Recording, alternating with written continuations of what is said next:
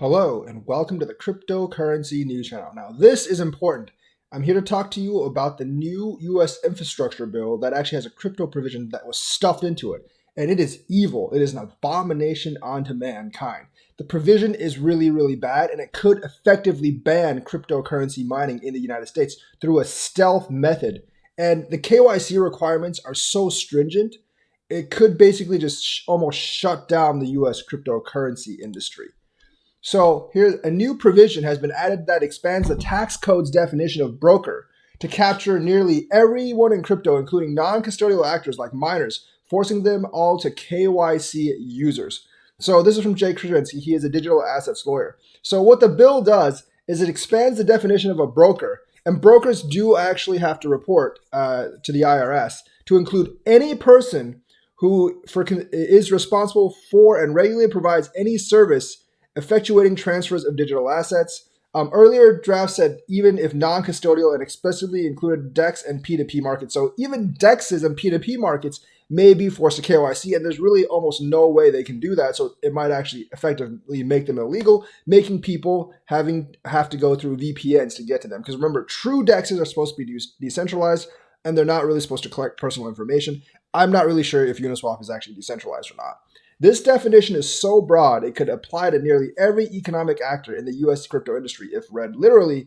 That includes POW miners and POS validators, since providing a service to effectuate transfers of digital assets for consideration seems to fit both. That means like it's not only POW and POS, even like POA and stuff.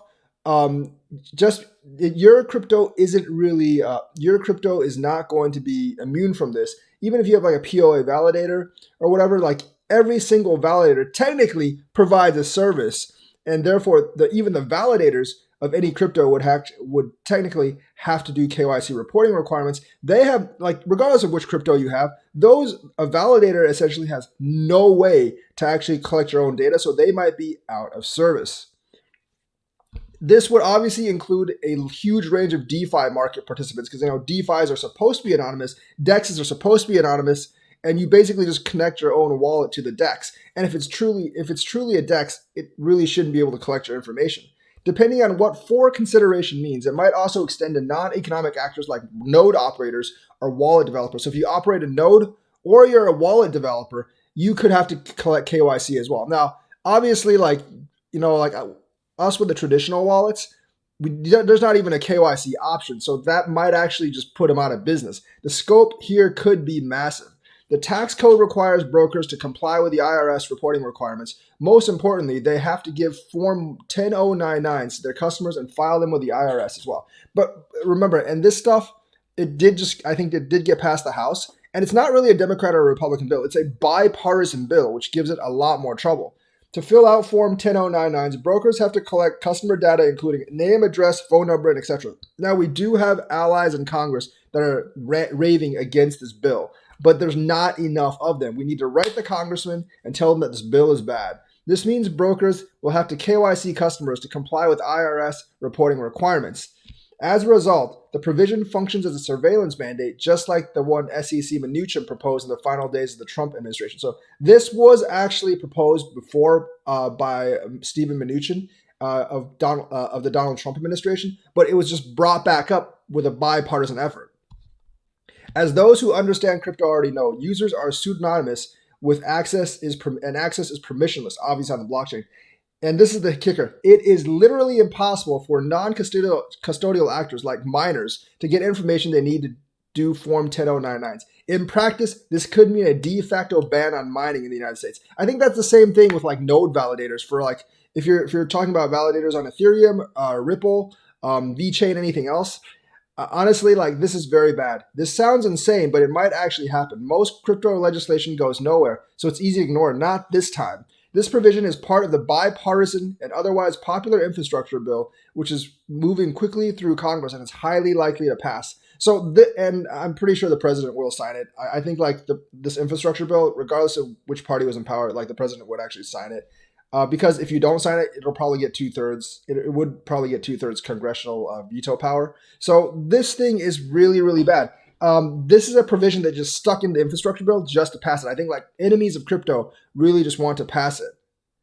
So what does crypto have to do with infrastructure? The bill has to include pay for provisions to raise revenue for new spending so that it's revenue neutral as a whole. The broker definition is one of the pay for provisions in the Senate draft of the bill. There are three main ways to raise revenue in a bill like this: increase current taxes, which is very politically unpopular, so they're not going to do that. Um, Add new taxes, which is also extremely unpopular, or improve tax compliance. So they're going to go with the third one.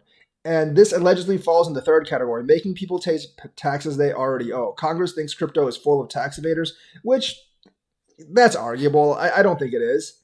So the infrastructure bill is estimated to cost about $1 trillion. Congress scored the new broker definition at $28 billion in added tax revenue. I have no idea how they got this number or how it's possible to calculate. So either way, the number doesn't really matter. We need to call the members of Congress, especially Senator Portman, if you're in Ohio. And the thing is, like, if this goes into action, like this, the scope is really broad. It could mean very little, but it also could mean like basically the shutdown of a lot of the crypto industry in the United States. And it doesn't really matter which coin you're actually part of, because even if your coin has regulatory clarity, this is just adding another layer. And if you're a validator, like, if you're a validator of anything, of any of the blockchains, or a miner of any of the blockchains, regardless if your coin has regulatory clarity or not, this could impose an extra burden that is almost impossible to fill. So this is really, really bad. And most crypto bills, like Jake said, doesn't go anywhere. But this one can actually pass because it's stuck on an infrastructure bill. So the action does need to be taken.